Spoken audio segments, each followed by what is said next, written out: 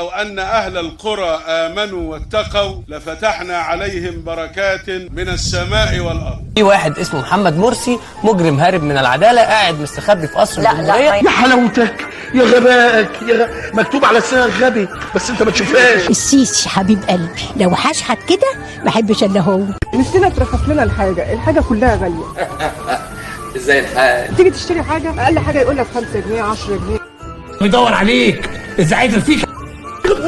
ازاي الحال؟ سيسي مرسي نو مرسي نو يو دونت ماست انترود ان ذا اكتيفيشن ان ايجيبت بيكوز ان ذا اكتيفيشن ان ايجيبت. لازم نعترف ان السيسي جامد، نختلف او نتفق، السيسي جامد. نعم حبيبي.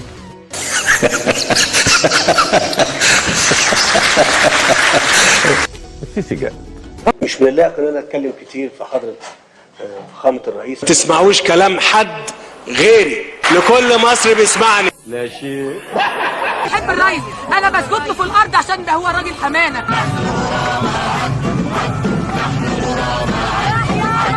لا خلي بالكم لو حشحت كده ما احبش الا هو. انا جبنا معدات هندسيه تكفي ان انا انزل على القرى دي وابيد واشيل كل الكلام دوت بالمعدات الهندسيه.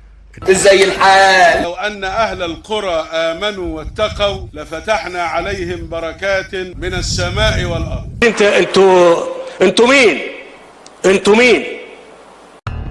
مش لاقيين لو حشحت كده ما احبش الا هو. مش عارفه انا بحب الرئيس، انا بسجد له في الارض عشان ده هو راجل حمانه. مش عارفين ناكل انا وعيال. ازاي الحال؟ الحاجه اللي تغلى ما تشتروهاش. الموضوع بسيط يعني.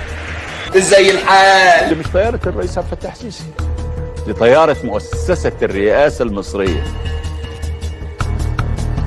ازاي الحال؟ انا بسجد له في الارض عشان ده هو راجل حمانه.